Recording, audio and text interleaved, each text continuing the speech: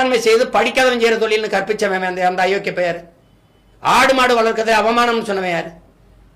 சரி, மருத்துவர் ஆயிட்டு உட்காந்துருக்க. நோயாளி வந்தவொடனே நீ என்ன சொல்ற?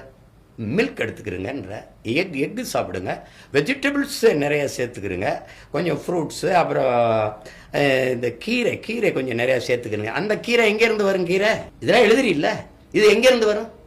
நீ எழுதி வை. எவ்வளவு பெரிய உணவு பஞ்சத்தை இந்த நாடு சந்திக்க போகுதுன்னு. கிராமங்கள் காலியாகி நகரங்கள் பிதுங்கி வழியுது. கிராம பொருளாதாரத்தை பற்றி, சிற்றூர்களின் பொருளாதாரத்தை பற்றிய வளர்ச்சியை பற்றி இந்த நாடு கவலைப்படலை. ஸ்மார்ட் சிட்டியை பற்றி கவலைப்படுது. ஸ்மார்ட் வில்லேஜ் இருக்கா? நல்ல கல்வி, நல்ல மருத்துவம், வேலை வாய்ப்பெல்லாம் நகரத்தில் கிடைக்கும்னா கிராமத்தை விட்டு மக்கள் நகரும் போது கிராமங்கள் காலியாகனா நகரத்தில் வாழ்கிற மக்களுக்கு கீரை, காய்கறி, வெண்டைக்காய், வெள்ளரிக்காய், சொரக்காய், பூசணிக்காய், தக்காளி, வெங்காயம்லாம் எங்க இருந்து வரணும்? பால் முட்டையெல்லாம் எங்க இருந்து வரும்? அப்ப அங்க காலியானா இங்க இதுக்கு காலி ஆயிரும்ல. இங்க தேவை அப்படியே இருக்கும், அங்க விளைச்சல் இருக்காது, உற்பத்தி இருக்காது, வறுமை வரும்ல, பஞ்சம் வரும்ல. எப்படி எதிர்கொள்வ?